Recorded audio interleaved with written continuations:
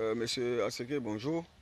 Bonjour, cher monsieur. Vraiment, nous sommes ravis de faire votre rencontre et votre connaissance. Le site que vous incarnez est un très beau site, un site que recherche tout opérateur du monde. Vous allez essayer de nous parler, vous allez essayer de nous décrire l'histoire, l'historique du site, comment le site était bien avant votre arrivée. Est-ce que c'était comme ça ou il y a eu une présence d'eau avant ou c'est vous qui avez créé les différentes piscicultures, les différents cours d'eau et le cadre, comment c'était, si c'était une forêt, c'était une jachère et ces différentes chances que l'environnement, vous allez essayer de nous décrire le passé et le présent. Et aussi, vous brièvement nous parler de votre investissement. Merci, monsieur. On vous écoute. Merci, cher ami. Ce site-là, en fait, c'était le site à mon père. Euh, il y a maintenant 18 ans, pratiquement, que j'ai commencé à investir ici parce que j'avais, je peux dire, il y avait un bas-fond qui sointait. Je me suis dit que c'est une source d'eau. En fait, je voulais la protéger un peu.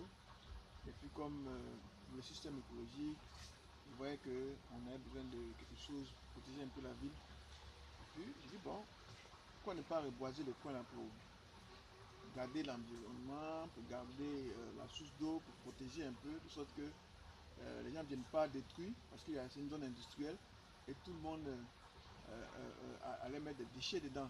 J'ai dit, bon, écoute, si on fait ça, au moins, on pourra protéger la source d'eau. Et je sais que c'est tout, comme l'eau ne tarit pas en toute saison, saison sèche, saison pluvieuse, il y a tout de l'eau ici. Donc, je suis venu, j'ai reboisé l'espace. On a mis du teck, on a mis 11 hectares 600 de teck.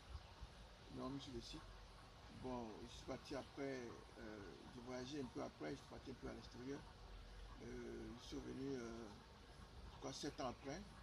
Je suis venu, j'ai dit, bon, écoute, j'ai regardé le paysage, j'ai dit, bon, écoute, on peut s'asseoir ici et puis faire quelque chose de sorte qu'on puisse créer un environnement, un coin où je vais faire des temps piscicoles, je vais faire un peu d'élevage, je vais m'asseoir ici et puis bon, c'est un beau jour.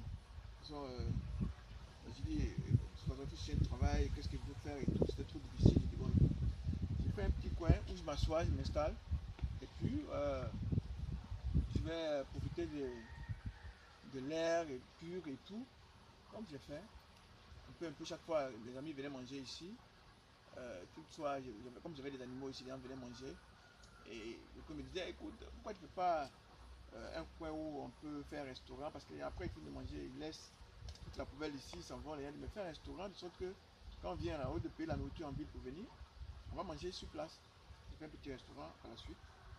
Et ça commençait à prendre. J'ai dit, ah, mais pourquoi tu ne fais pas des chambres où les gens peuvent se reposer après? J'ai dit, bon, pourquoi pas? On a commencé à faire des chambres, qui sont presque finies. On a fait un petit coin où les gens viennent s'asseoir, il y a des balançoires, des hamacs et tout. C'est comme ça qu'on a commencé. Jusqu'à ce qu'on arrive à ce stade, vous voyez. Et pour moi, c'était pour préserver un peu le cours d'eau et tout que j'ai fait ça. Merci, monsieur Aseke. Je voulais vous arracher un peu quelques mots, si vous me le permettez. Le coût de l'investissement, est-ce que vous pouvez nous donner au moins un briefing du coût de l'investissement concernant d'abord le reboisement que vous avez fait et puis les infrastructures? En fait, je vais dire quoi? Si je me mets à calculer le coût d'investissement, c'est toute une vie hein, pratiquement parce qu'il y a la passion, il y a le temps que je mets dedans, il y a tout.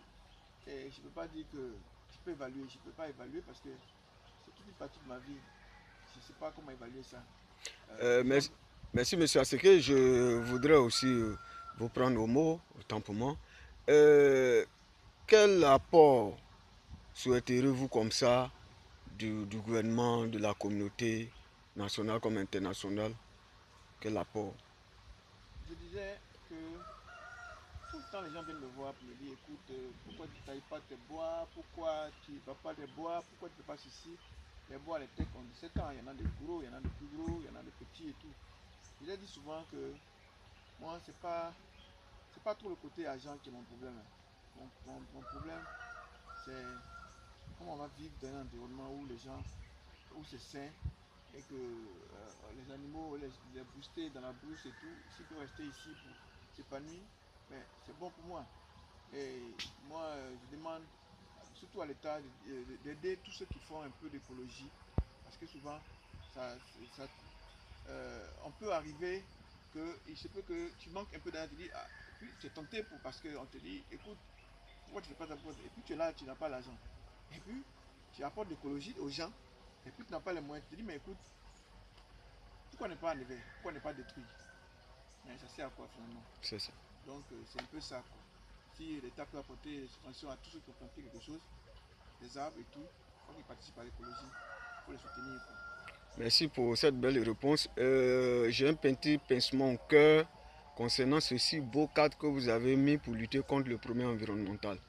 Mais j'ai découvert juste à quelques mètres d'ici, à au moins 1 kilomètre de votre site, une infrastructure, une installation classée à scierie qui dégage aussi assez de fumée quand j'étais arrivé dans l'environnement.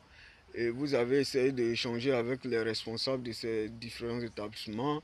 Quel échange vous avez eu concernant la garantie du réchauffement climatique? Est-ce que vous avez, en tant qu'un bon sachant au niveau de l'environnement, la protection du cadre de vie, éviter les problèmes de CO2, est-ce que vous avez pensé à aller échanger avec eux ou bien il n'y a pas eu des rencontres à ce sujet?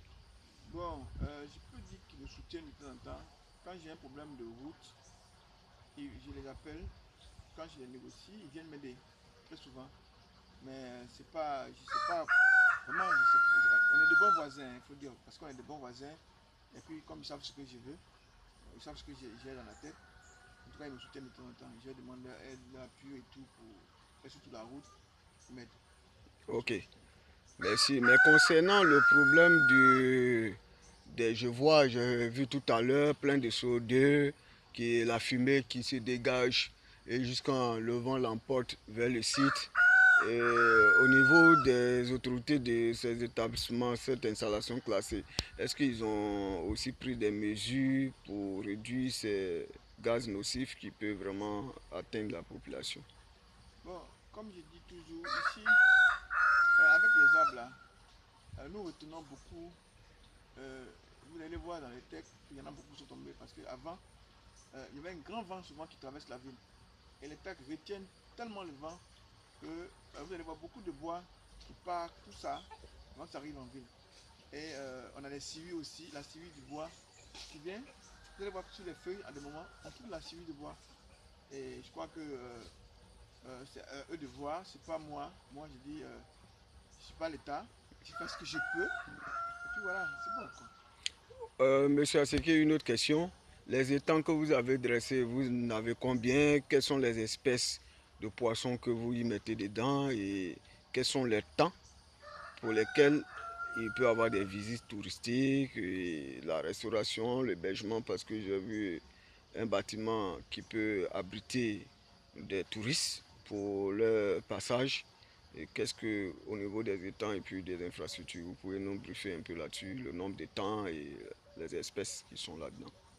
On a une, on a une petite retenue d'eau que vous voyez là. On a 10 étangs piscicoles pour élever les poissons. On a des hétéros. Et puis on a des capes qu'on dit, comment on appelle ça,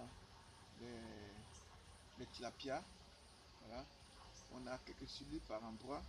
Mais on n'élève pas trop de silures parce que comme je peux dire, ils sont dangereux pour nos poissons. Et puis bon, ici, la particularité du coin, c'est que, chez moi ici, c'est que nous on a du poisson frais. Poisson frais, par exemple dans le barrage, on a du poisson très frais où on ne donne même pas à manger aux poissons. Mais ils sont bien gros parce qu'ils sont arrivés, le barrage il fait près de 3 mètres de profondeur. Dans les étangs où on élève les poissons, ils sont aussi frais. Mais c'est bio, il faut dire que nous ne donnons pas des produits toxiques, des produits chimiques, tout ce que vous voulez là. On donne juste ce qui est d'ici, nous donnons des feuilles de manioc, des feuilles de taro, très souvent. Ce qui fait que vous allez voir la couleur des eaux sont un peu bêtes. Mais je crois que c'est la nature que nous faisons ici. Merci, Monsieur Aseke, pour vraiment ce temps, cette disponibilité que vous nous avez accordée. Nous allons passer un tour d'horizon pour que toute personne voyant ce site doit encourager ces initiatives. Vraiment, Monsieur Aseke a su créer une bonne biodiversité. Vous allez retrouver ici toutes les essences au niveau, vous allez trouver les fleurs, les arbres, vous allez trouver l'eau, vraiment un environnement aussi agréable à découvrir. Merci pour cette vidéo et cet entretien. À la prochaine, à plus tard, merci.